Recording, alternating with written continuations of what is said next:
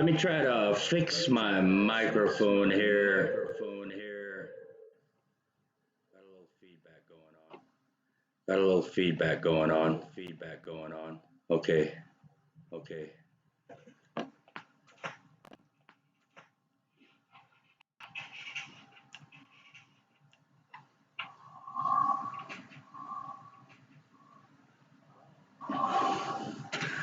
Well, hey, welcome everybody to the Hands Down Clothing Company YouTube channel. I want to say thank you to everybody who's joining us today. And of course, this is a semi-live version of Surviving the Distance. We actually did the interview with the Asher family last week. About a week ago, actually, it was Friday evening. It was a very good interview. And so, hey, if this is your first time visiting our channel, I just want you guys to go ahead and subscribe to the channel. Please like the video and activate the notification bell so you can receive future Hands Down updates. So, you know, this is a great interview, and I hope everybody's ready for this. I'm not going to take too much more of your time. I'm going to go ahead and get straight into the interview. So hang out till the end, and I'll see you guys back here in just a little bit. So thanks again for watching.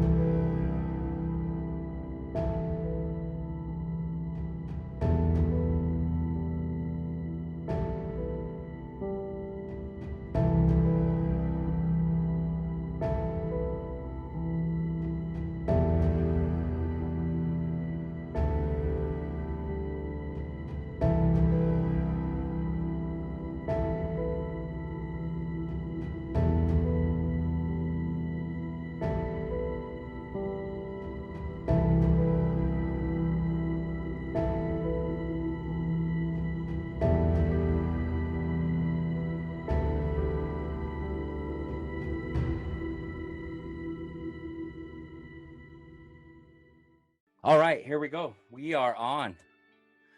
Well, let's say I'm only 16 minutes. It's better than my live version. The live version, I had people waiting for 2 hours and it just didn't work out. So, hey, I want to say thanks to all you guys for joining me on here today. And I really appreciate you guys doing this.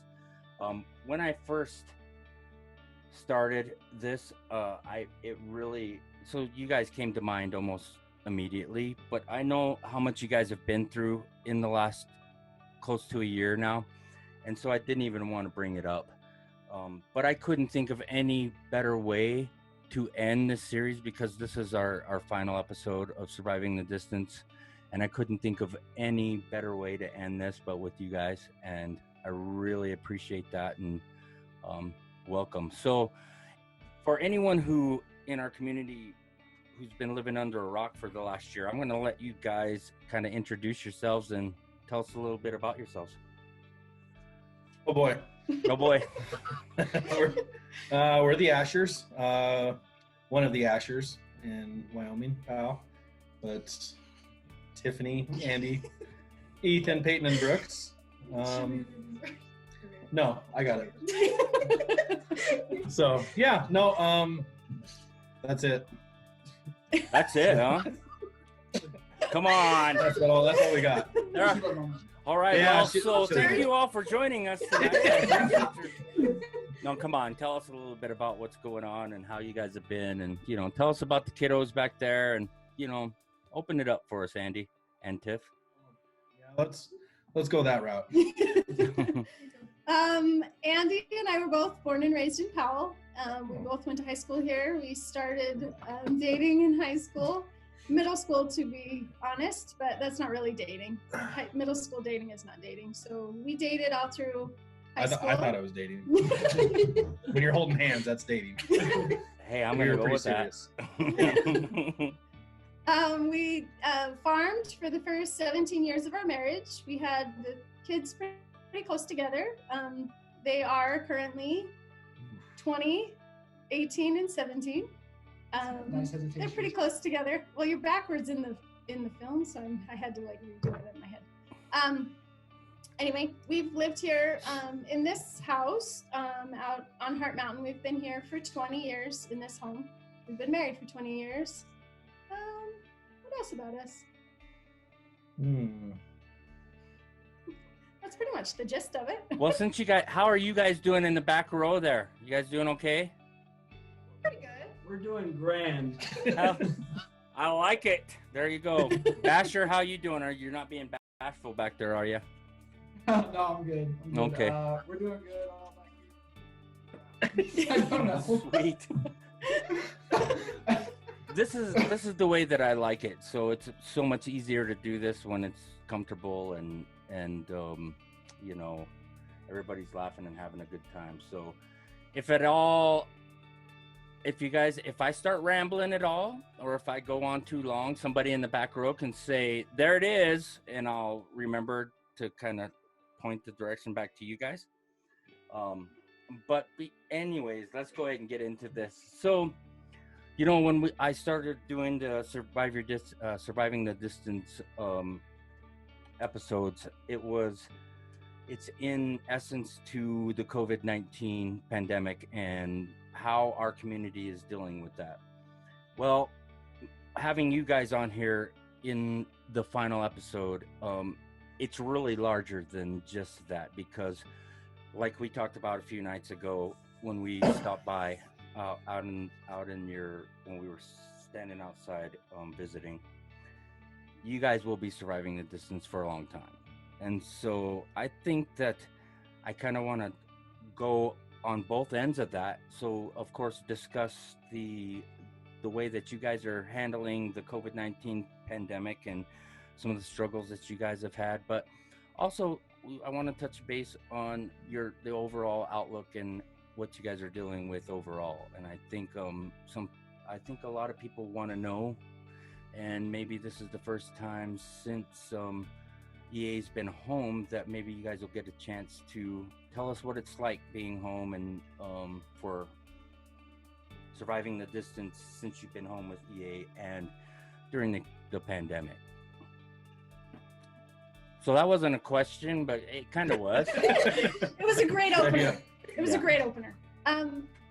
For us, honestly, it's kind of interesting when people ask how we're doing with this social distancing. For us, it feels like we've been doing this for 8 months. When the accident first happened, we were obviously up at the hospital all the time, and then transferring hospitals and all of that. You just have to be more careful because you're around people who are higher risk. So social distancing for us has been pretty much the same. It doesn't look a whole lot different, to be honest. We all have to be careful with Ethan just because his immune system isn't awesome. But I don't know that it's, sorry, Ethan. That's all right. I'll take what I can get.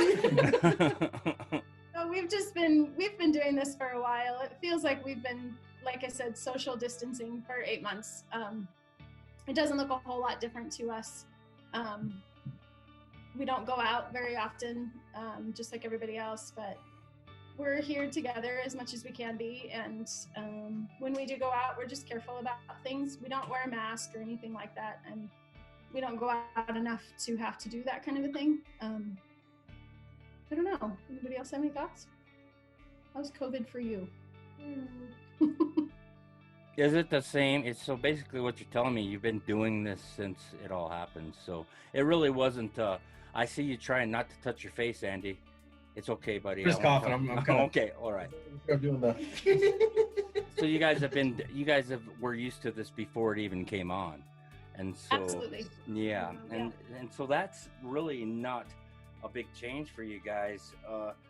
What were your thoughts when you guys first heard about it? Did you guys have any, did it worry you right out of the gate? Did you think it was just everyday run-of-the-mill stuff that we see every year, like the bird flu and the swine flu and all that kind of stuff?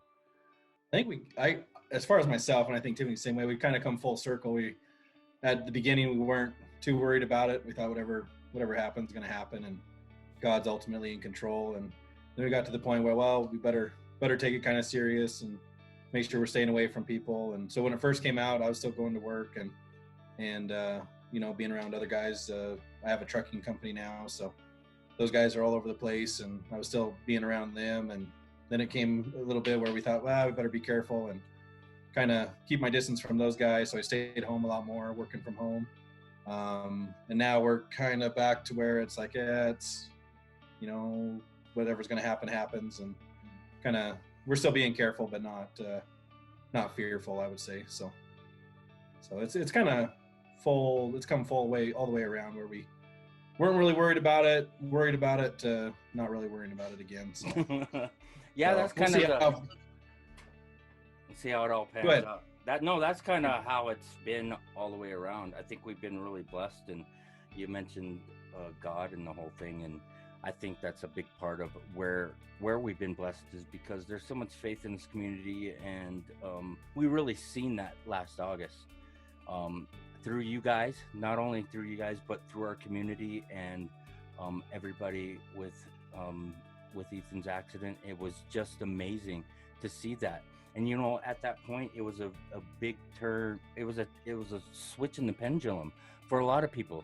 Not only me, but I seen a change in a ton of people, because when you see your community and the type of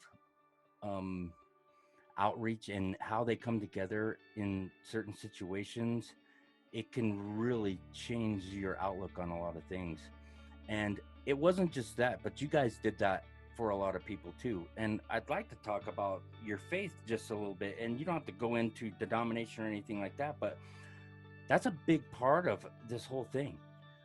You guys, I was very moved with the way that you guys handled it. In certain situations like this, a lot of times people tend to go the opposite way, but never did we see that from you guys, any of you. And so I'd like to know a little bit about that, and how you were able to hold and grasp so tightly and know what was going on, I think we'll let the kids start with this question. That'd be good.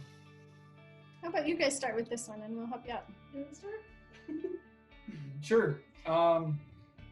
Yeah. So, God's definitely in control of the whole thing. It happened for a reason, and we know that reason's going to be so big in the end. Ethan's testimony is going to be beautiful and great when everything gets a lot better, and we don't know how long that's going to be, but it can definitely happen at any time, because big guy upstairs definitely has a huge plan. And like I said, it's very unique and interesting how everything really ties together.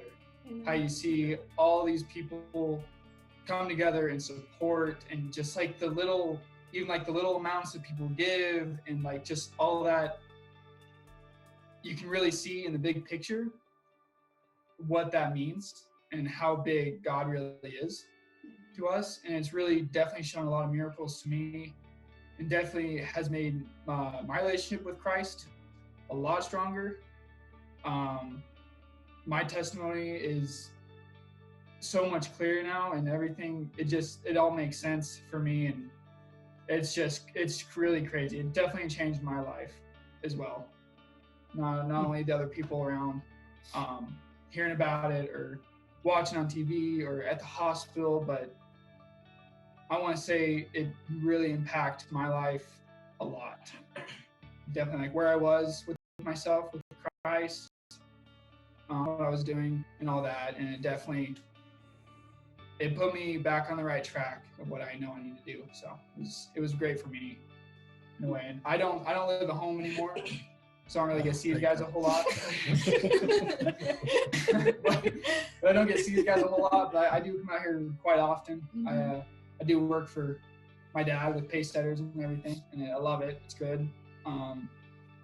But yeah, no, definitely being at home, you definitely face a lot of different challenges than, having your parents always have your back and just being there for you if something goes wrong. But out there, you're kind of on your own when you get out, and so definitely having this whole situation right after graduation and moving out of the house and everything, it definitely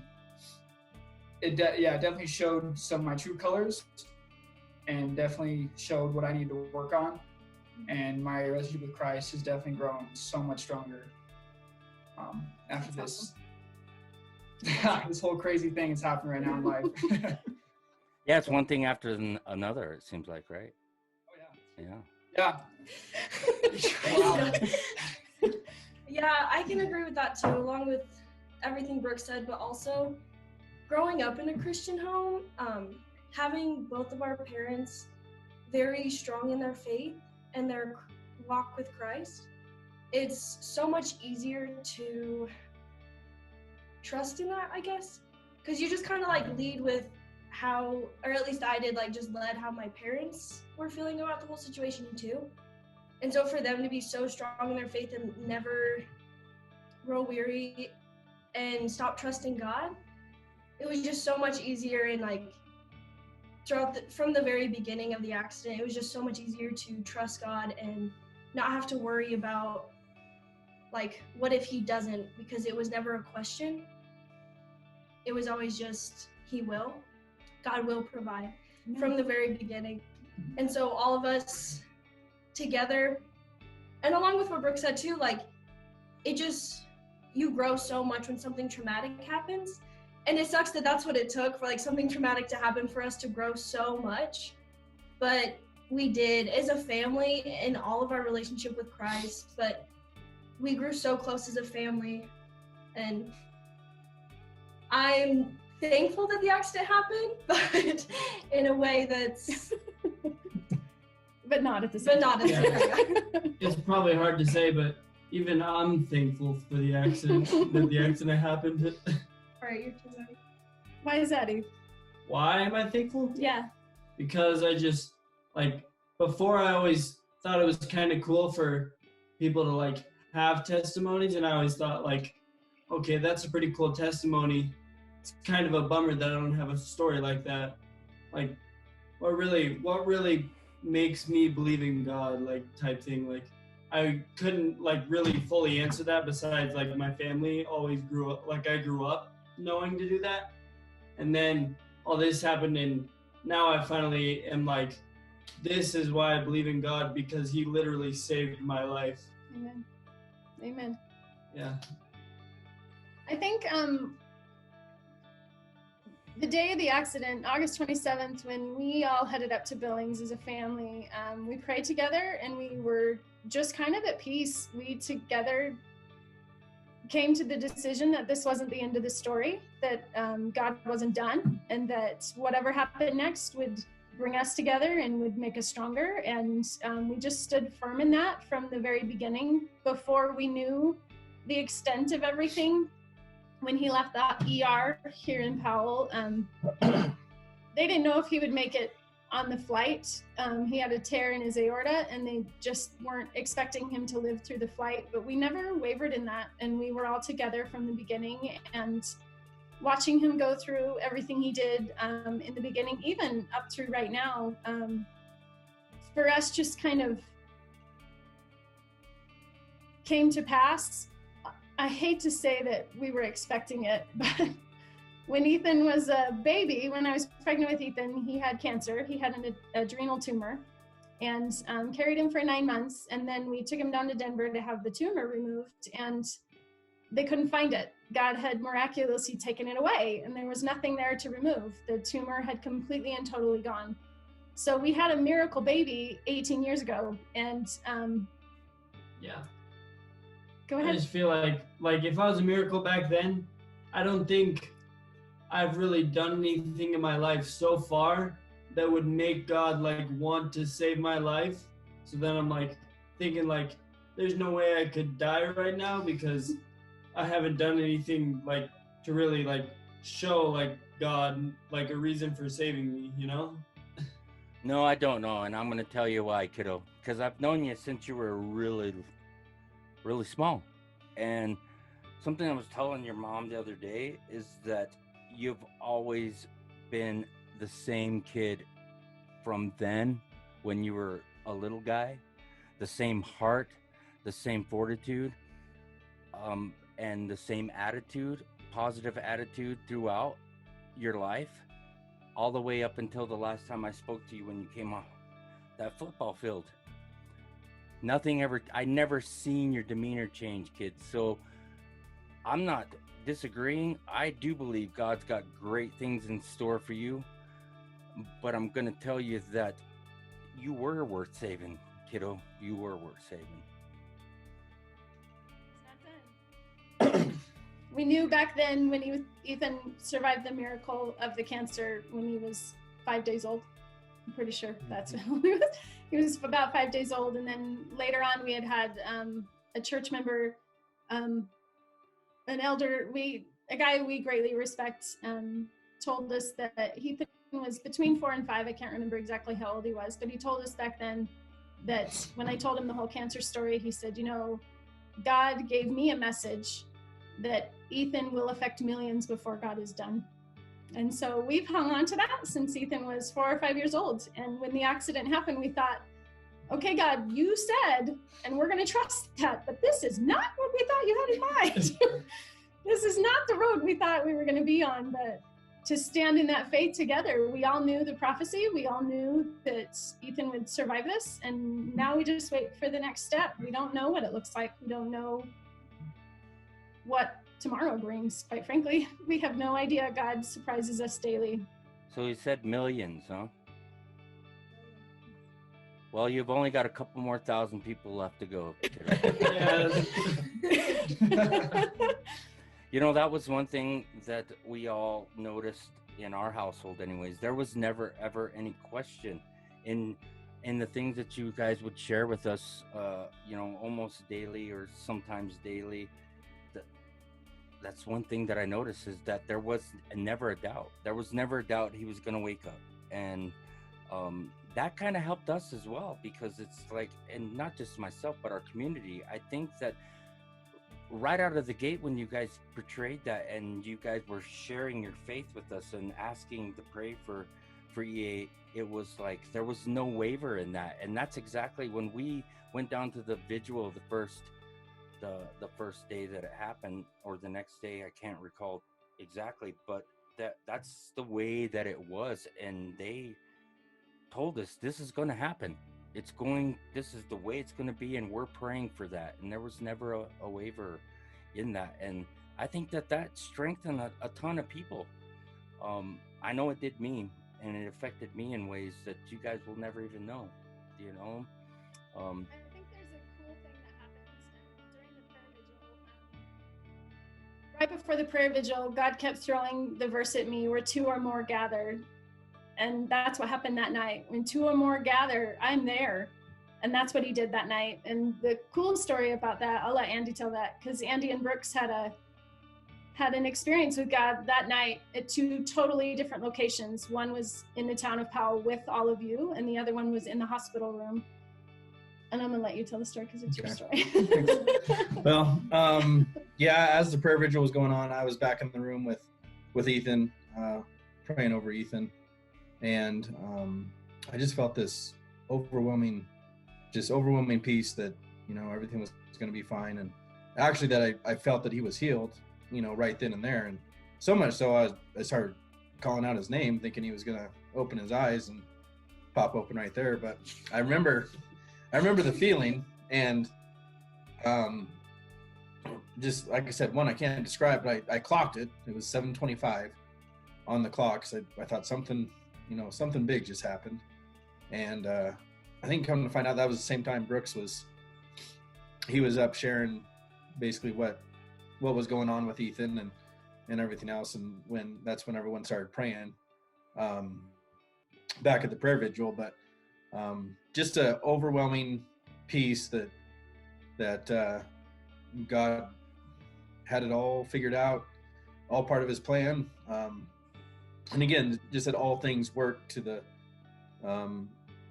goodness of God. So I think in that we saw a ton of it with even down to the doctors that God decided to touch, nurses that we were able to, you know, share God with, and who he is, and why we believe what we believe, and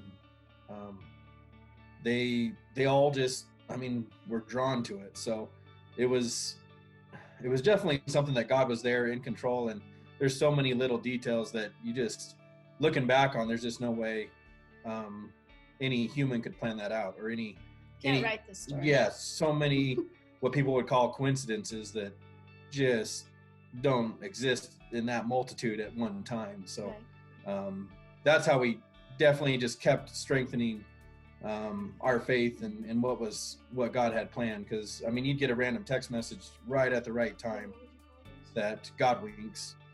Yeah, little God winks that, you know, God's saying, you know, he's got your back, and it made it really easy. So all that strength and stuff that people were seeing with what we were putting out there on Facebook or through the journey was really people answering, I guess, God's calling to give us that, because without those things, I don't know where we would have been. But it definitely makes you think twice when God puts a little nudge on you to share a word with somebody, or you know, make that phone call that you just kind of popped up in your head of, maybe I should call that person. I think that's one thing that we all learned through this, was definitely answering those little calls that God's kind of putting in your path to just bring people together and just love on people. So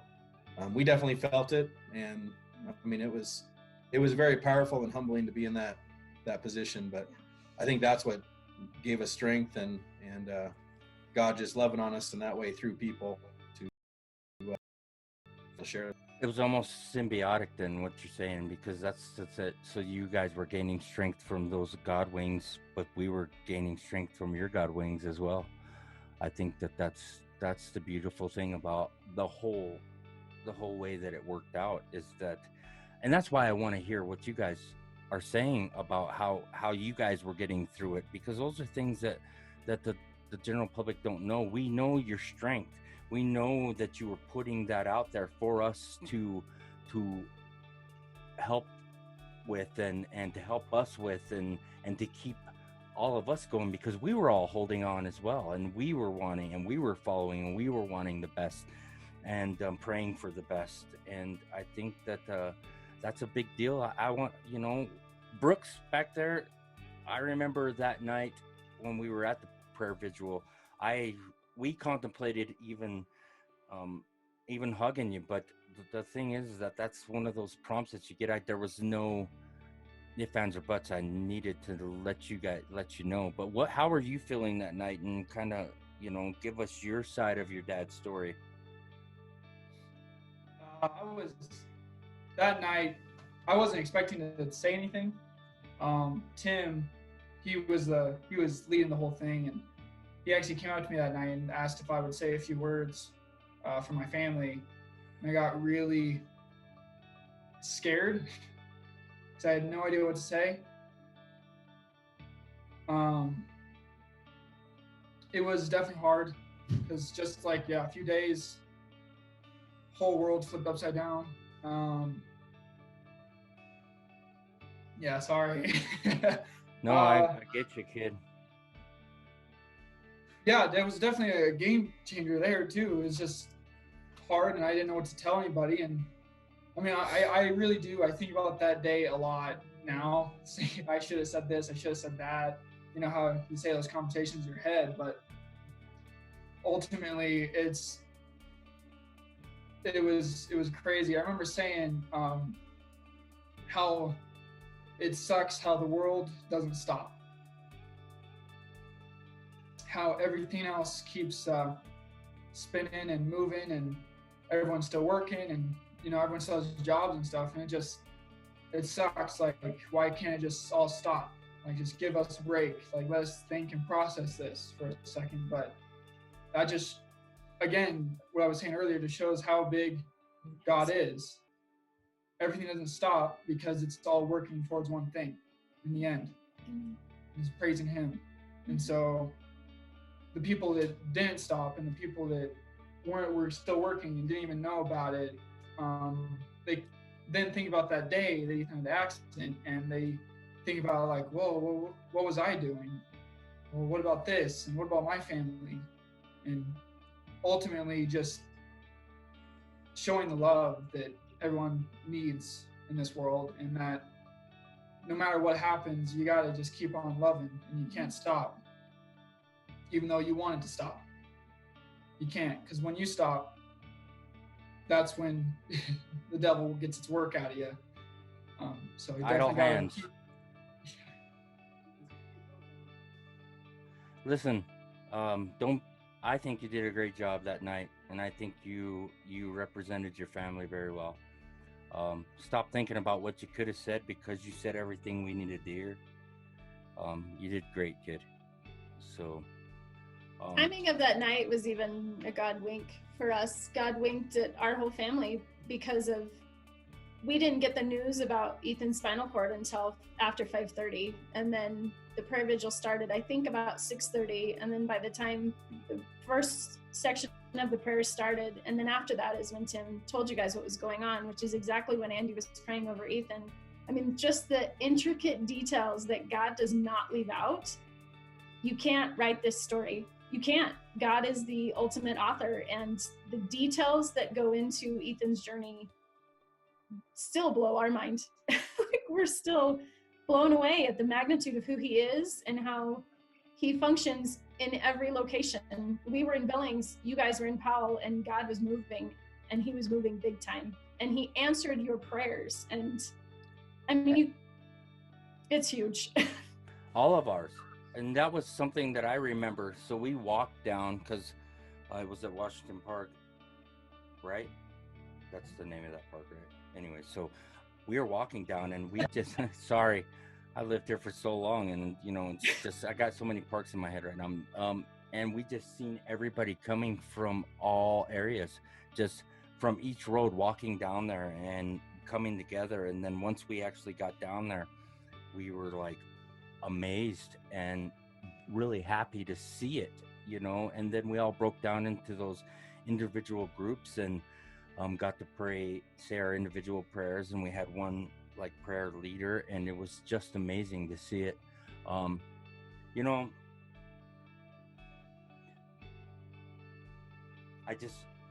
So I told you guys that there's some things that you guys don't know. So the day of Ethan's accident was actually my last day being a nurse, and I'm not going to go into details about why it stopped, but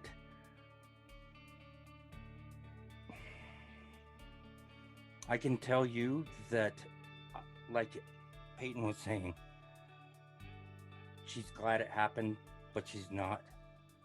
the same goes for me, because I think that through Ethan and having something positive to focus on during that time probably saved my life and turned me in a direction that I hadn't been in quite a long time. So it really moved me, and I'm not thankful, but I'm thankful. Ray, that's what we've been, and that's why I think stories like yours, just like what you're sharing now, you're not the only one that we've heard that from. That, I mean, it really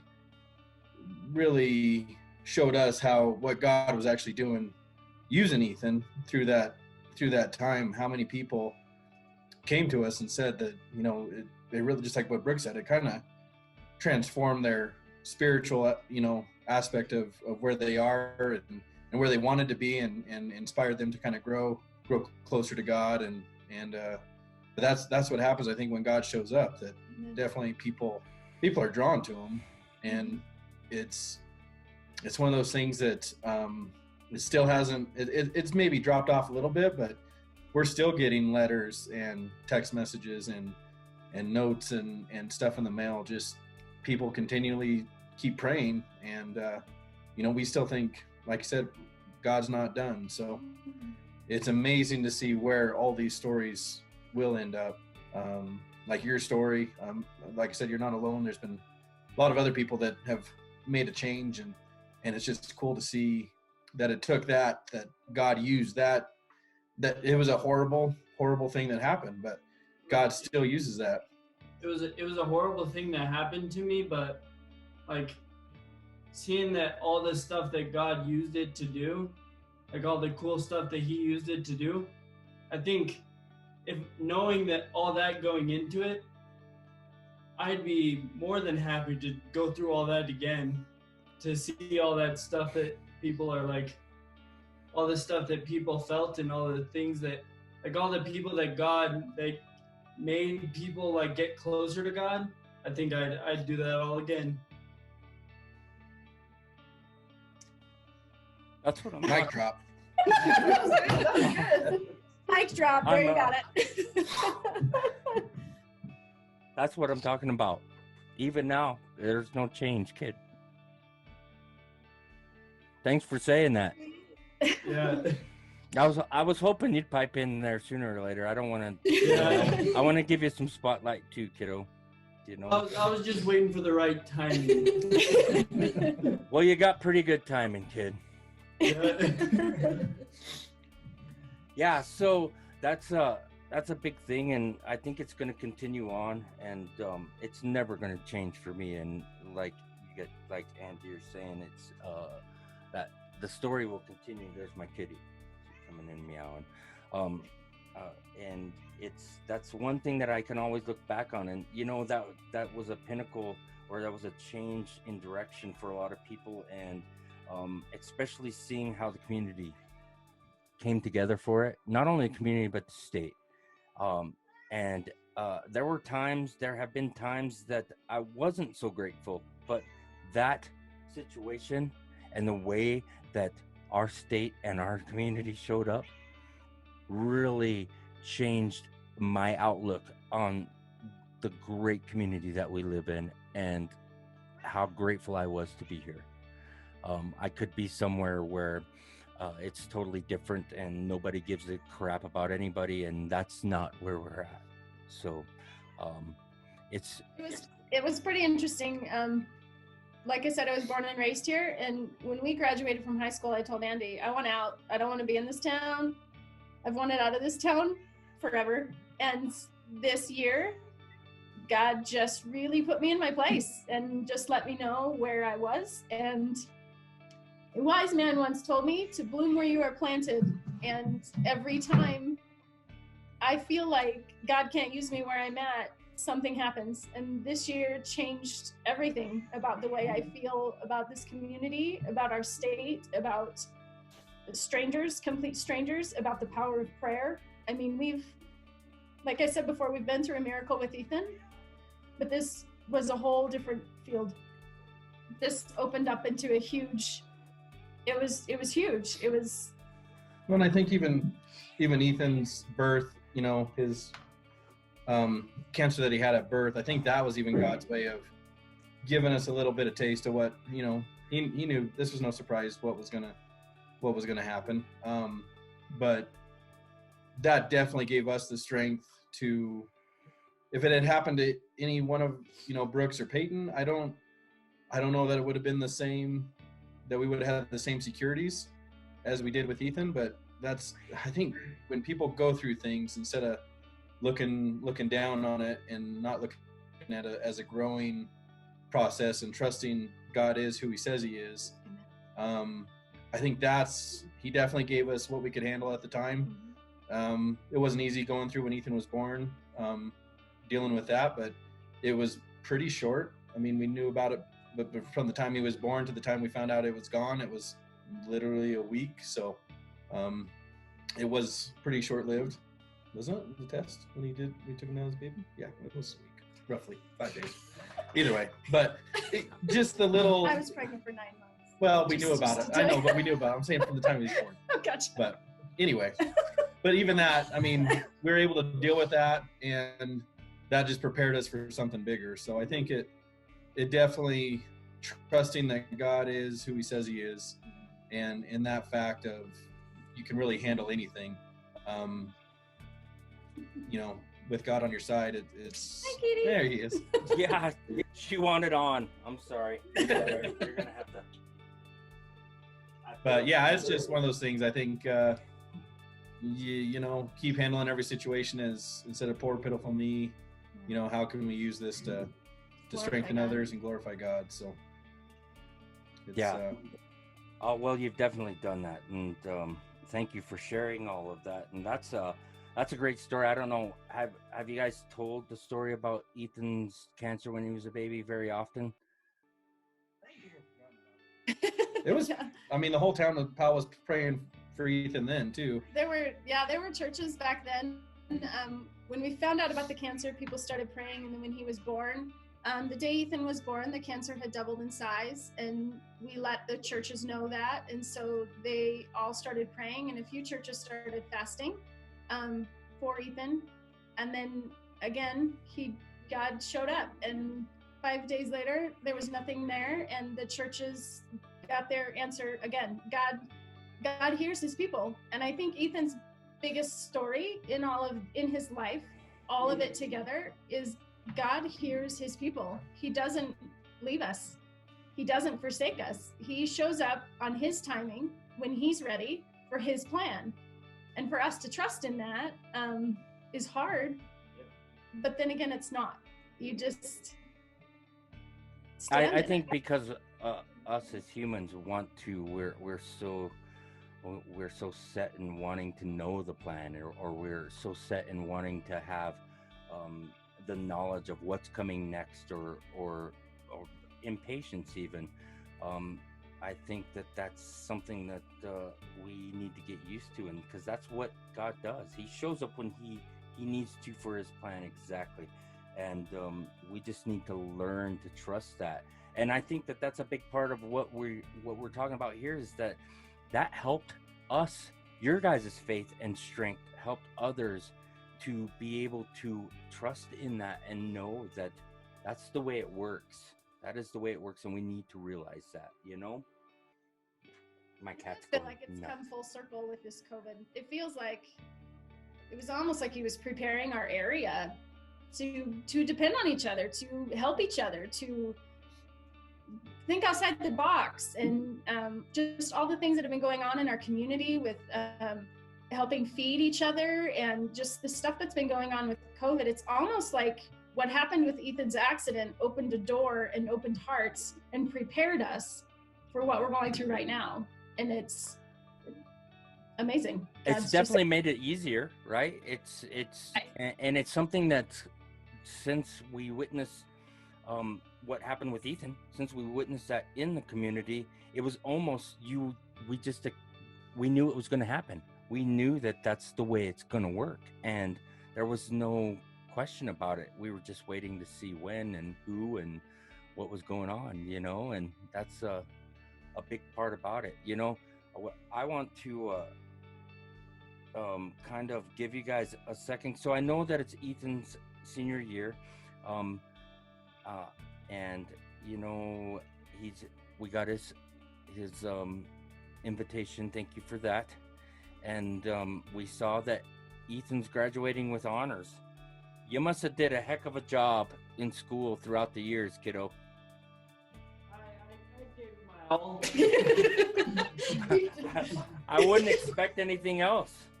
You know, I want to bring this up, but I'm not gonna. I hope no teachers are watching, because Ethan is a mastermind, very, very smart kid. Yeah, that's what I'm wondering if she was I don't know how much you should say. Well, I'm It just. might be a separate conversation. It might be. Well, it don't matter. He's graduating with honors. They're not going to pull that from him. But It's too late, Ethan right? had this network of like homework buddies that he would just move things around, and schools came very easily to Ethan, which yeah, it's almost insulting how easy it comes. But it's not just by doing book work or anything else. He's definitely got networks out there. I'll just leave it at that. That he had a ring running that friends of that definitely that he was able to work with to just. I'll leave it at that. But No, it was very interesting. Accomplished. Yeah. That's a good word. Yeah. I to want to accomplish his know. I goals. want to know about this network, he- Ethan. No, I'm just No, kidding. I don't think that. I think that's another conversation. Right? Yeah. No, here's the thing. And I'm gonna say that's the way that high school works. So I remember when I was in high school. So here's the deal. What did the Beatles say? You get by with a little help from your friends, right? And you can't ever get by without that help. So it's all good. Peyton's going into her senior year next year. Are you looking forward to that, kiddo? I am. I'm super excited. That's it. Hoping it looks a little different than Ethan's, but We all hope still that. excited. Yeah. Yeah. Brooks, you got some exciting stuff coming up. Why don't you tell everybody what's coming up for you, kid? Oh, nothing much. No. Yeah. Well, Work with getting me married. here. I'm getting married this fall, this August. Yeah. Hopefully. What's the date? Hopefully. Yeah. Getting married this August and everything. It's really crazy how not even like how it all just worked out really well.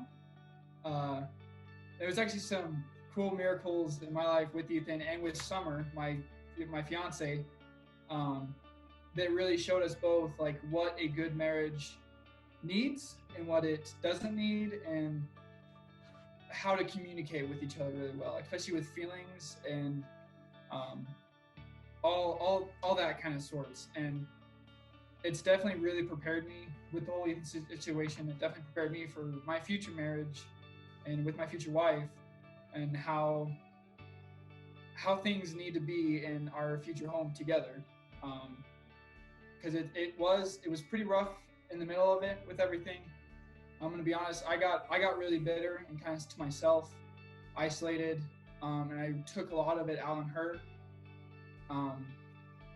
Just because I had this feeling, I just knew she would always be there.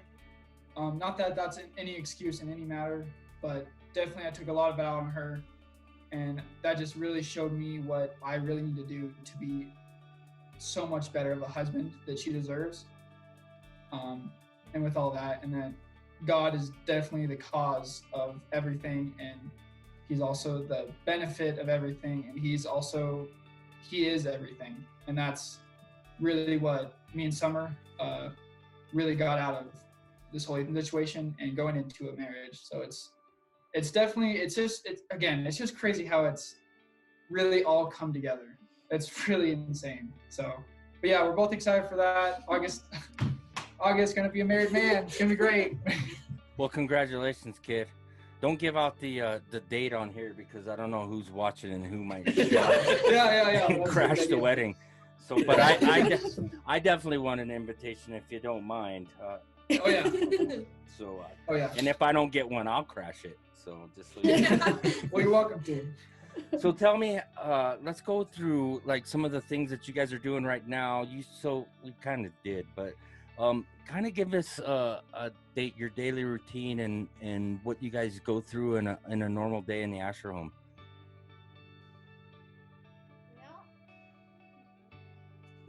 This was one of the questions. I'm actually reading that almost word for word. You know, You're reading the question. We read the question. yeah, and it's so tough because our day is, we are not the most organized people. I wish we were. I wish we could stick to a routine, but every day is different. So we, get up, help Ethan get going in the morning, and then we usually have a therapy session of some sort. I go to work. Tiffany helps out with Ethan. Kids are all kind of doing their own thing. It's just kind of a chaotic mess. But I will say, with this whole COVID isolation deal, that we've had more family dinners, which has been nice. That we've actually sat down and had more family dinners at the same time. So that part's been good, even because usually that's so chaotic that everyone just kind of eats when they can. And yeah, daily routine, there really is no routine. Pretty much our day looks like therapies. Everybody helps out when they can.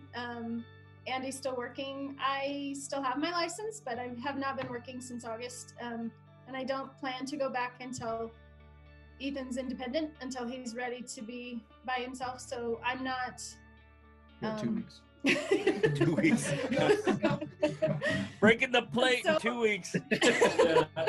We're breaking the plate.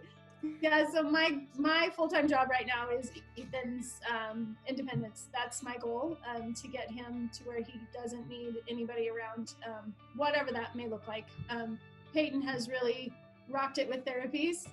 Peyton is not his favorite therapist. He will tell you that. Not even close. Because she does not. Why don't you like Peyton as your therapist, Steve? Yeah, let's discuss this. Not because you call them names. No, I don't. Does she push you hard? Do you push him hard, Peyton? That's a nice way of saying it. Okay. How would you say it?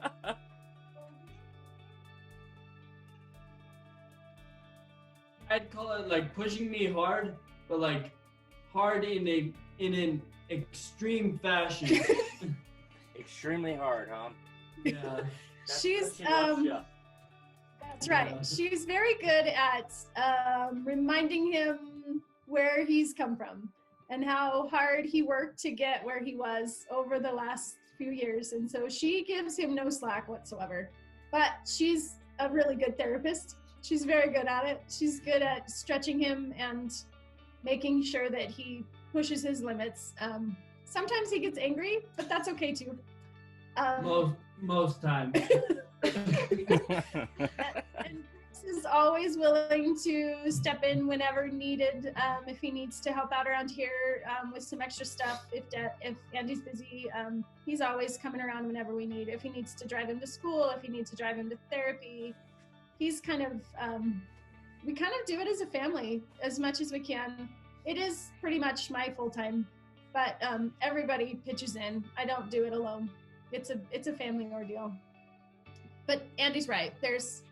We work really well under chaos, and we always have. So we just roll with it. I think that's a big part of not having a set schedule, because you're so used to probably having to work under chaos. I know that's how we are. It's constantly chaotic. So, I mean, there is no schedule unless it's scheduled unscheduledness, right? Yeah. Exactly. Right. Something always comes up. Well, you can see our clock in the background. It has a time on it, and it in the middle it says ish. So we don't. I mean, those things that we just. 10 o'clock. If we're supposed to be somewhere, it turns into 10:15 or 10ish. 10ish. We're not the best at it, but 9:45, 10:15. Somewhere in that ballpark. You've got the gears rolling, because I remember the first time I ever heard that really was from Tiffany when the boys were playing football, and she said, "Yeah, we'll be there around 4-ish." I'm like, "Ish? We got a game at 4:30." What do you mean 4-ish? No, that was As the soon first as I thing. can. Right. I totally get it now. I mean, but that was like the first time I heard that. Yeah, that's awesome stuff. What's the plans in the future, EA?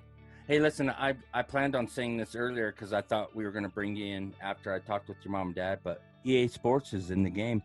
So tell me what your plans are for the future.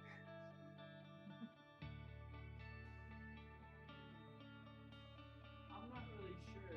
I'm not really focused on the future right now. The present's keeping me plenty busy, so the future is not really. I'm not really thinking about that too much. I just kind of do whatever I'm told to do, kind of. No, he doesn't. No? Depends on the therapist. Yeah. Yeah, I was gonna say.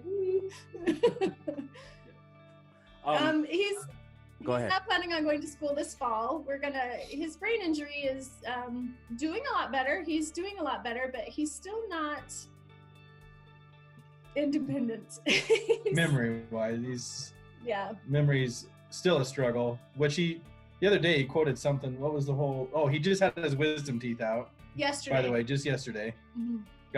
So he's looking pretty shabby. If he's looking chunky in the cheeks, it's not because he's eating well. It's because he's a little swollen. But Which, just to go back to the mass chaos that we live under, that was decided at 11 o'clock yesterday morning, and he had surgery at 4 o'clock yesterday. So it just really came from out of nowhere. So it's hard for us to stay on a schedule when we just never know what the day is going to bring us.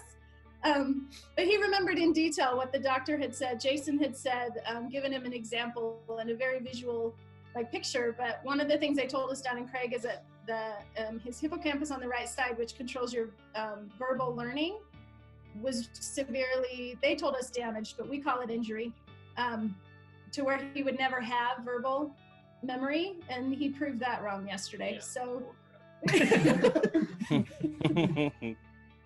yeah, he quoted basically word for word what the doctor said, which again, that, like I said, is pretty huge to be able to have verbal memory. They told us he had zero when we left Craig Hospital in Denver. He had 0% verbal memory, but his picture memory was actually fairly good. Above average. So he can remember pictures, and if you see something, it kind of gets locked in there. That part was above average, but verbal memory was 0, like he had none. And they didn't know how much he'd actually get back of that, but Right. we're already seeing signs of that's even getting better. So the verbal memory, what you're saying is like retaining things that you hear, right? Correct? Correct. Yeah. Mhm. Well, Yeah, so I heard him, conversations. while he was in Craig, I heard him say potluck quite a few times. Peyton loves that joke. I didn't I just understand the joke. I just had to throw it in there. No, that's great, and that's what we talked a little bit about last week when we were out visiting and catching up. And I want to apologize for intruding and spending numerous hours there with you guys. We felt kind of bad. We're like, man, we didn't realize we were out there for that long. And they probably had stuff to do, and but it was Like I said, great. Ray, we roll with the punches. Like I said, we just roll with it. Whatever. We appreciated Have a that, schedule.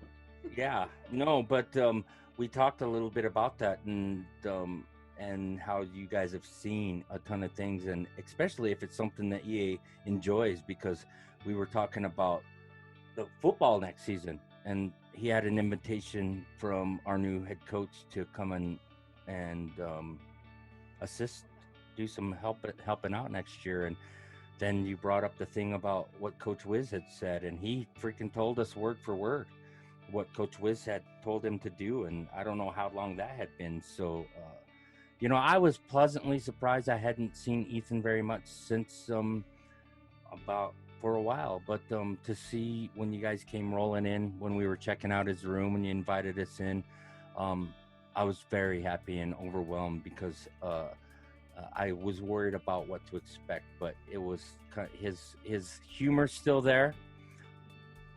I shouldn't be talking like you're in third person. Your humor's still there, kid. And it was great to see that you were still there, and it made us really happy to catch up with you guys. So we appreciate you guys taking us in and letting us do that. Come out and see you guys. I've taken an hour and a half, or hour and 3 minutes, hour and a half. I've got dyslexia. I'm looking up at that clock. But it's an hour and 3 minutes. But I don't think anybody's really going to care because it's you guys. Thanks. Because we're only halfway through the questions. But, I kind of want to touch on the way that the Brotherhood thing worked out and talk a little bit about that. This being Ethan's senior year, it was a huge impact on all the boys, not only the seniors, but they really rallied and stepped up and represented him well, as well as all the kids. And I think that I just want to bring, talk a little bit about how that came about and how that's impacted you guys, because it makes me cry every time I watch it. Yeah, that's, again, like you hit on it with Ethan's personality. Just even from a little kid, his whole demeanor was to make people better and raise up people around him. So I think that, again, talk about how God has every detail worked out. It was pretty interesting. So we'll go back to the first day of school. Ethan, we all decided to meet up at YO Brew to have a burger after first day of school. Well, sorry, we forgot to invite Brooks. So when I say the four of us got together, we forgot to invite Brooks. So he's still heard about that. It was after football practice. Ethan comes in and he's all fired up and coach ticked off. Yeah, a little upset. He's ready for a great season, looking forward to it. Coach Wiz put him on the scout team defense, and that really upset him. Like he was so Wiz is, and again, this all works out the way God's wants it to. Mm-hmm. Coach Wiz put him on that scout D defense just to get some other kids some reps on the starting side of, what is it? How's that work? However that works. But so he's on the scout offense, so they're starting team defense. Wiz pulls him from that, puts him on dummy offense. So Ethan's kind of thinking he's not going to be starting defense. Dummy offense, yeah. Well, sorry. That's a football player. Yeah, okay. So Ethan's thinking he's not going to be starting on defense, which he's really ticked off about because he thinks he's earned the right to be starting every position, which maybe so, but Coach Wiz, and I'll tell the funny story all the way around, but Ethan comes in really just hot and heavy, like he can't believe that he's not going to be starting defense. But during that practice, he told all those guys, hey, if we don't give 100%, then, if we don't practice 100%, then these guys don't get better. So kind of raised the bar even for all those guys. And I think that, talking to Coach Wiz later, that really set the pace for, even after the accident, that all those kids remembered to, they got to give 100%, even every position, every time, every play. Scout or not. Yeah, just to make everyone iron sharpens iron. So coming full circle, we talked to Wiz and he had said that he had meant to talk to Ethan about that because he realized that he was pretty upset about it and then felt bad that he never got the chance to apologize for putting Ethan on the scout offense. But he later said that he had no intention on, that Ethan wasn't going to start defense. He was just trying to give some other kids some reps. So even God knowing that, using that so that Ethan can, raise the bar on the scout defense or offense and make sure kids are sticking to that policy that, we put out every play just so everyone else gets better. So I think even in Ethan's absence, that kind of stuck, and kids rose up to the challenge and definitely made a interesting season. Oh my goodness! So that was a fun one to watch. And one more thing that I want to say about that: in the very beginning, shortly after the accident happened, quite a few of the team reached out to us. We had text messages and messages, I mean, from our Panther team, like so many of those boys reached out to us and to check on us. I mean, they were concerned about Ethan, but they were checking on us as well. So the family bonded pretty quickly. But one of the things that Andy has said to the boys from August 28th was, the longer you make this season last, the better chance Ethan has to join you. And he just kept saying it over and over again. And I think that's kind of where the Brotherhood came together, was do this for each other. Do this for your Brotherhood. You guys want to get to state, so do it for each other. But if you can do that, we will do everything in our power to get Ethan there. And so it was kind of Andy just kind of drilled that in him right in the very beginning. Well, and looking back on, that was the only game that Ethan would have been able to attend. He went into every other game. Craig's policy is you had to be home before, or back to Craig before midnight. Every other game was too far away to be able to make that happen, to go watch a game and then make it back to Craig in time. So that was literally the only game. And even our first day at Craig, that was kind of the first thing that we said is, hey, we know it's bad, but if the boys make it, if they make it to state, we'd like to, see if this is possible. And they said, well, we'll see how it goes. But really, that was the only game that we could have attended. So it was really neat that they, that God just brought all that together to even allow that part of it. So it was amazing because, and you talk about how that works. And I really seen a lot of the way, a lot of the qualities that I was talking about in Ethan, from when he was a little kid all the way up through high school football. I seen a lot of those qualities come out in those boys on that football field, and how they stood up and they rose up to the occasion, and they knew that as well, and they made it there.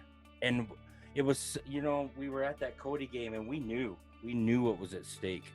I didn't know you were there, Tiff, until the end of the game when we seen you, and we're like, look who it is, and when you told us, Brandy and I, and you showed us his jersey, and that was the most amazing feeling. It gave me goosebumps to hear Andy talking about it just a minute ago about how they all came together and rose up, and I just got goosebumps again thinking about that time.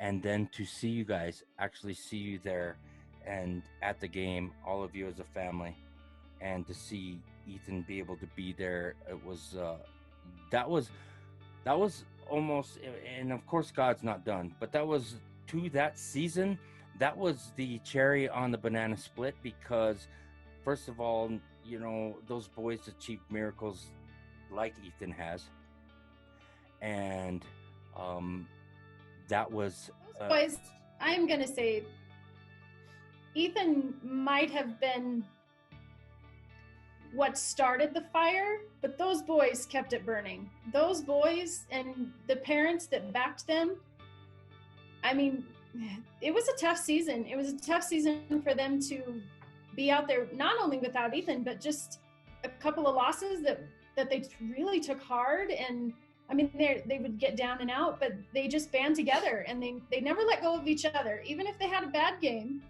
they band back together that next week, and they gave it their all. They did not give up all season. And a lot of it, I think, in the very beginning, Ethan probably, his heart behind it was definitely there. But those boys, and I said it before when we did the Brotherhood, that they just blew me out of the water. It was unbelievable to see the bond that they had with each other, and the respect that they had for Ethan, and how they continued to bring him along, but they fought so hard as a team. And you parents brought them up.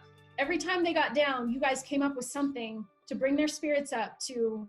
I mean, it was a group effort, absolutely. And it was phenomenal to meet you guys all in Laramie. It was an honor for sure. To even be a part of it was just an honor. It was an honor for all of us. I think that was the greatest thing ever. Even though, I know that it's hard to go into that stadium, especially against Star Valley at any time, but to see that, and it didn't matter what that score was, because that was the win right there. And I went over, even because I seen, it's hard to take the punches like that, but and I could see it on those boys' faces. And when they came out of that locker room, maybe it's the little guy coaching me, but I was yelling at them as they came out. And I said, remember where you're at. Remember how you got here. And remember to have fun doing it, because that's what we should be doing. Because it doesn't matter what the scoreboard says, because no one ever thought we'd be there. No one, I mean, it was a miracle that Ethan was there with us. And so just have fun with it. It was a great season. It was a Cinderella season, and I call it a win either way. And you know, this is definitely a win. I know that you guys have been through hell and back, but it doesn't show, you know. No, seriously, it's heartwarming to see you guys. And you know, I wanted to bring all of you on. I don't want anybody left out, because I know a lot of this was about EA, but you guys in the background. So all of you, I seen little things, and I followed every post that Andy and Tiffany put up. I read it from front to back, and I seen things that you would inspire us with, that Peyton had said, seeing Brooks there, and those things really, that's a team effort, and just like football, and you guys are a big team, and I'll always root for that team right there in front of me. Just saying, it's awesome. And you know, this is supposed to be about the COVID, but you know, we're moving past it. It's big. God's bigger than that, and I know He's going to protect us through this. And I don't want to take too much more of your guys' time. It's an hour and 15 minutes, and I don't want to bore EA back there. I know he's got bigger. I know. I'm just giving you a hard time, kid. I wanted to see that look on your face when I said that.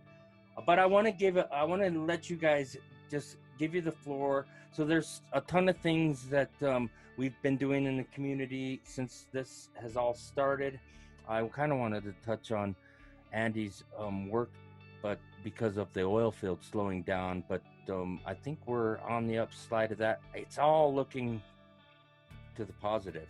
You want to say anything about that, Andy? No, I mean, we've been blessed that we've slowed down tremendously, but it's enough to, you know, unfortunately I had some owner operators that were working for me, that those guys got hit pretty hard, but our employees, we have enough, you know, work to kind of keep them busy enough. So we're trying to get creative and do some different things outside oil field and to keep things going. But I think we're going in the right direction. I think it's going to start opening up here before too long, but yeah, not too worried about it. Like I said, once you go through something life-changing like that, it's kind of, you're not too worried about the day-to-day stuff of work. And I mean, you just keep doing what you got to do. Dave Ramsey has one of my favorite sayings, that you pray as it all depends on God, and work as it all depends on you. And you do those two things, that you just can't lose. So and if something doesn't happen the way you think it's going to go, then it wasn't meant to be. So we're very fluid now on adapting to different things that come our way, and we take challenges as they come. And you know, sometimes we win, sometimes we lose, but it's never really a loss if you learn something. So it's one of those things that you just kind of have that outlook and just keep growing and moving forward. And as like Brooke said, as long as you don't stop and just sit there, then you know, you're gonna keep going, and everything will keep being all right. So, but work-wise, no, we're not. We got some nervous guys and stuff, but I think we're doing well enough. We'll be able to keep taking care of them and survive the thing. So other people aren't as fortunate. So. Yeah, definitely, and that's good to hear. Do you guys see? I mean, so some of these questions, I know you probably read them and saying, you know, well, do you ever see anything getting back to normal? Oh, I love that question. Oh, Tiffany's got I was so ready for that question. Okay, here it is. Define normal. Right, exactly. I mean, that's my answer to that. I completely hear what you're saying, and I hear it on the news, and I see it on Facebook, and everybody just wants it to go back to normal. And I'm thinking, maybe it's the year we've had, but define normal. What exactly does that mean? I will say I had a great conversation with some good friends today about what that meant to them. And they kept saying, I just want it to go back to normal, except And I liked that because I wanted to go back to normal, except I enjoy our family dinners, except I enjoy having long conversations with the kids because we're not running so much. Like that kind of stuff. I hope in the midst of whatever normal looks like for whoever is defining it, I hope that this new so-called normal is that we've all learned something from this. When you don't have a choice and you have to be inside, or you have to be together, or you have to be whatever our circumstances are, what have we learned in that, and what can we forward with us? I know everybody's going stir crazy for being inside, and I know Walmart is the biggest outing ever, which is so funny to me. But at the same time, I think we just need to be very careful to use that word normal, because the definition is different for every person on this planet. And if you notice, in my defense, that is why that word is in quotes. I know, that's why I used it that way. Right, I know. And that's the whole thing. Is I hear it all the time too, and you hear about the new normal. And the thing is that normal is, like you said, it's to every person it's different. But like you said as well, we need to accept. The accepts are the things that you need to make those adjustments in your life to make that your normal. And this has probably helped people be able to do that, because I'll tell you, and my wife said, you need to stop talking about yourself so much. Here's the thing though, that's my family is me. And my shop, my t-shirt shop was upstairs. And since everybody's been home, it's downstairs now. So we have the kitchen table cleared off and we can use it. I think Easter Sunday was the first time we all sat down together as a family in a long time. And so that, to me, that's a great thing. I love that. And it's,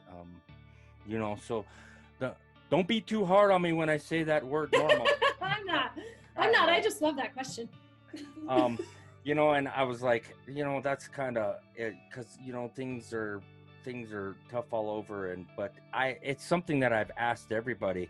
But here's the deal. Our community's great. I think that we've hit on that so much. I really enjoy, or I really love being here, and I really enjoy having people like you guys in our community.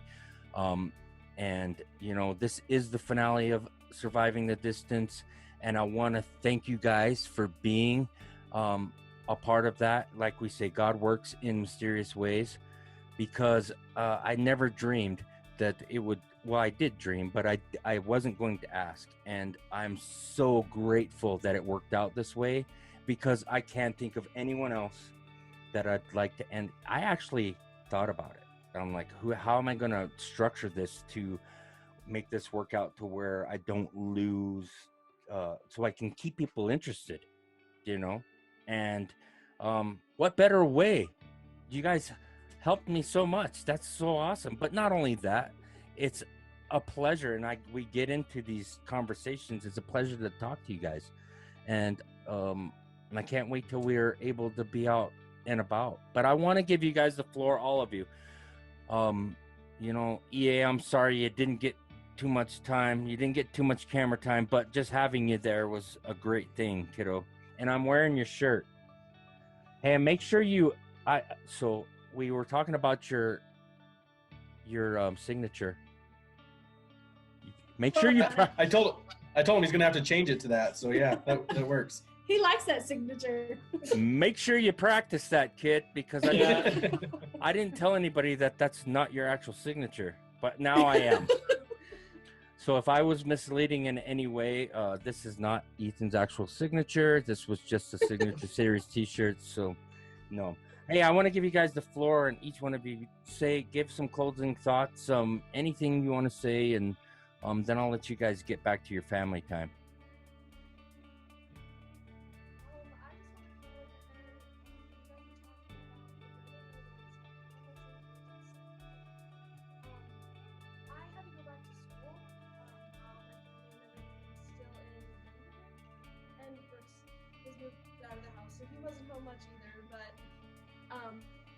Those senior boys really stepped up and were there for me as my brothers. So not only were they there for each other, but they were there for me too. Through all of that, they made sure to check in daily. They're just really there for me. I just wanted to give a shout out to those senior boys for really stepping up for me too. All the senior boys and stuff really helped me out, because not only did they step up and fill in for me on the football team, but they also helped take care of my little sister, which is what I was always trying to do. And so they really went all the way around. For sure. Yeah. That's awesome.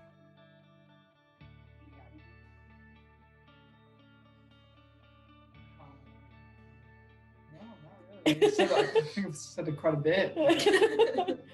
Man, Okay. yeah. Thank you for having us on. That's Absolutely.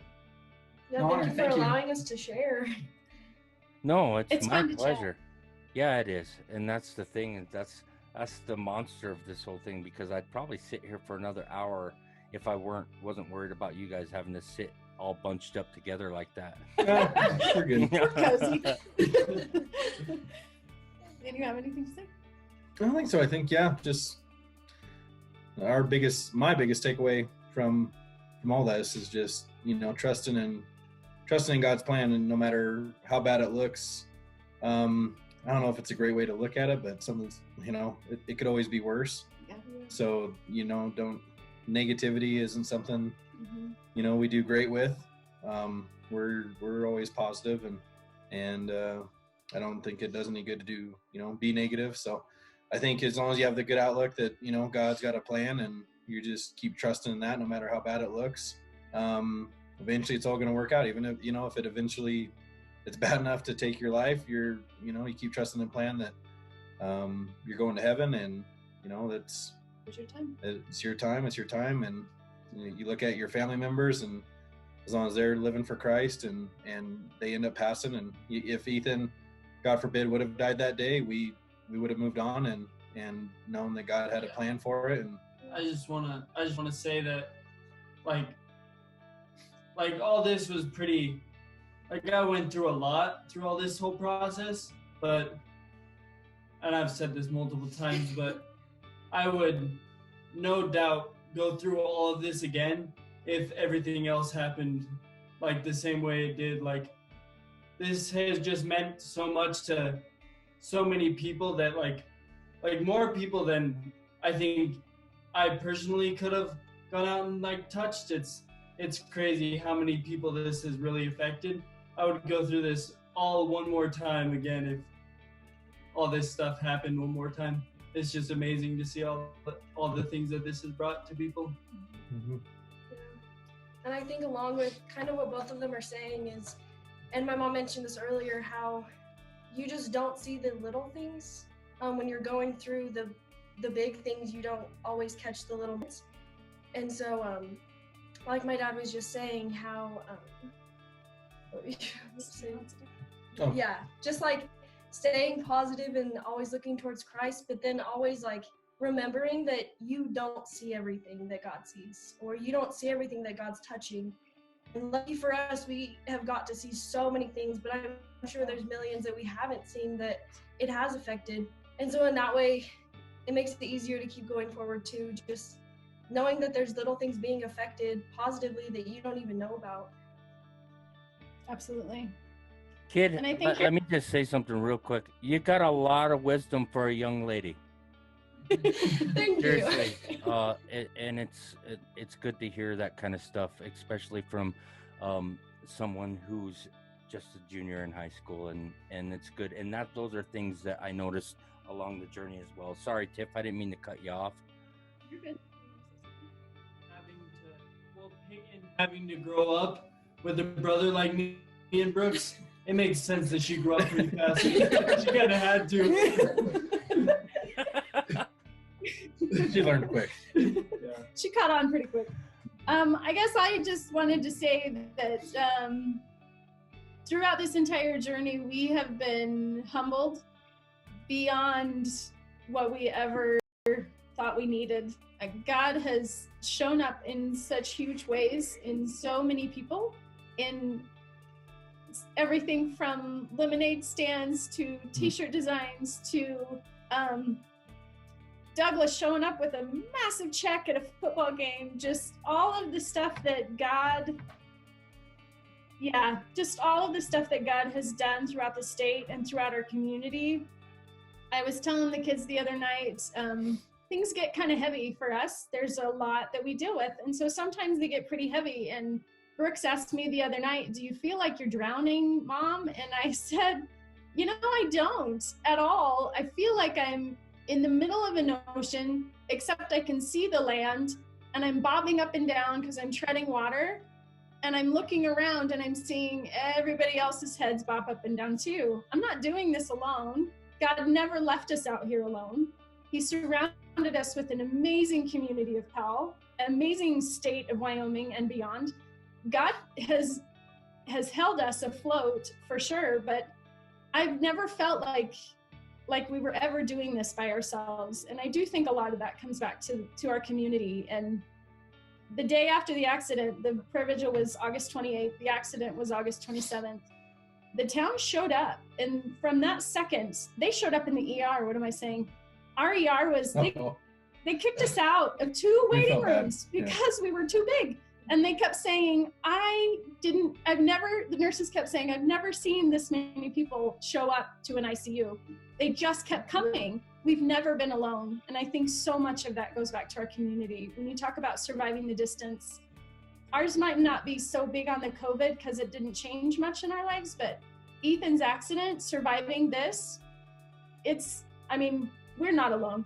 You guys have all come behind us, and we have felt it every step of the way. God has placed who he wants, where he wants, when we need it. And I'm just out here floating with the rest of you, is what it feels like. So I just want to give a huge shout out to the entire town of Powell, and beyond, but really the town of Powell for really just joining our family and coming along on this journey with us. I think we should change the state of Wyoming to the state of Powell, because it was almost like just saying, because it was almost like the whole state was Powell, like our community, and it was so awesome.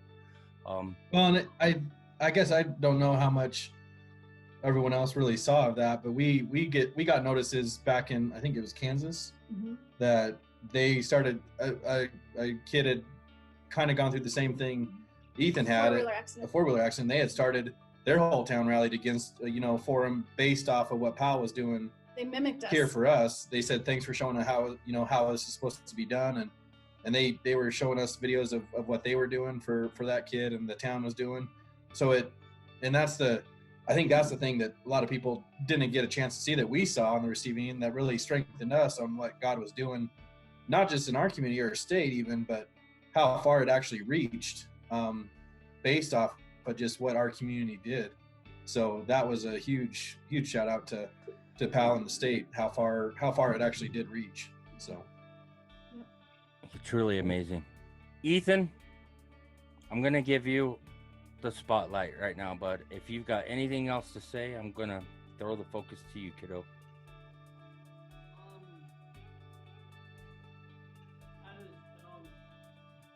I feel like I don't really have a whole lot to say on the matter. This whole had a lot to do with me, but I feel like I didn't really see a bunch of it because I was asleep in the hospital. You were working, kid. You were slacking.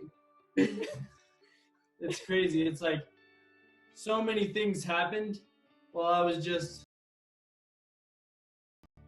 sitting. For the time being, I was trying to just survive it, and I had no idea all the different stuff that was happening. It's crazy.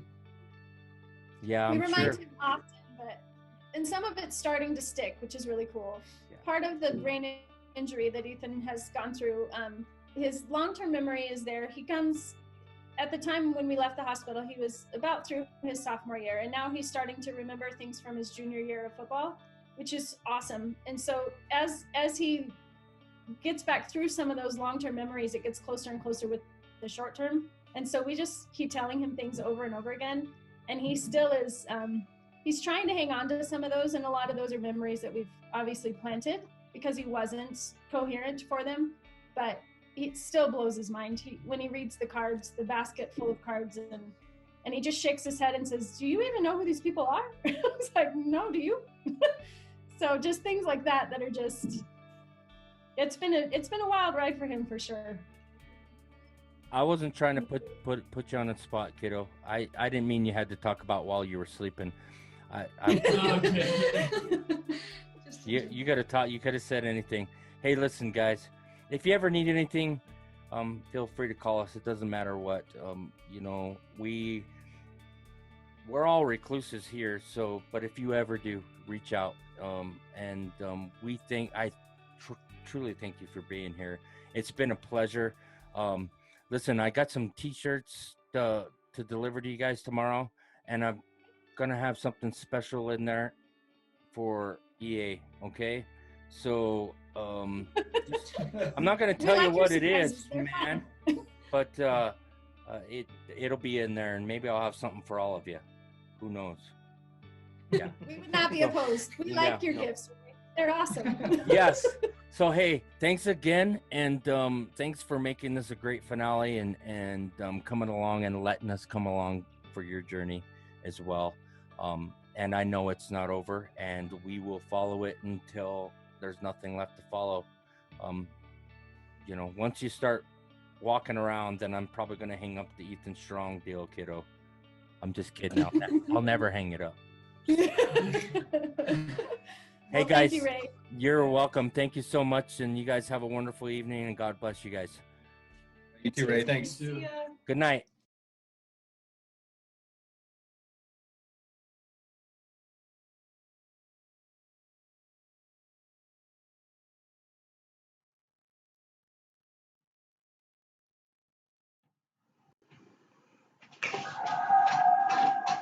Hey, listen, I want to thank the Asher family. I know this microphone thing's all jacked up, but I just want to thank them for doing this. Just so everyone knows, this was the live stream. I just wanted to make sure that it got up on time, make sure that everybody got to see it like I promised at 3 o'clock. So what I'm going to do is I've already uploaded the video to YouTube. So I'm going to repost it with a different intro, and but I'm so happy that everybody joined. Real quick, I want to send a shout out to Don Kroger and Greg Wise for some of the pictures that I used in the intro. Those guys are great. They did a great job documenting everything. Also, I just want to thank everybody for coming along for the ride, and it's been great. We're not done yet, and we're going to keep on keeping on, and just make sure you stay tuned for Hands Down Clothing Company and the future stuff that we're going to be doing. So once again, thanks for everyone, to everyone for watching, and especially the Asher family. I really appreciate you guys being here. So with that being said, work hard, hustle harder, and don't forget to smile.